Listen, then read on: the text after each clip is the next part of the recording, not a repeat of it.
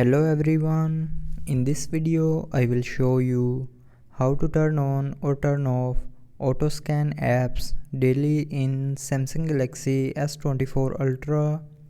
So before starting the video, don't forget to subscribe the channel and also press the bell icon. So first of all, open settings. Now in settings, scroll down and here click on security and privacy. Now in security and privacy, click on app security and then click on app protection.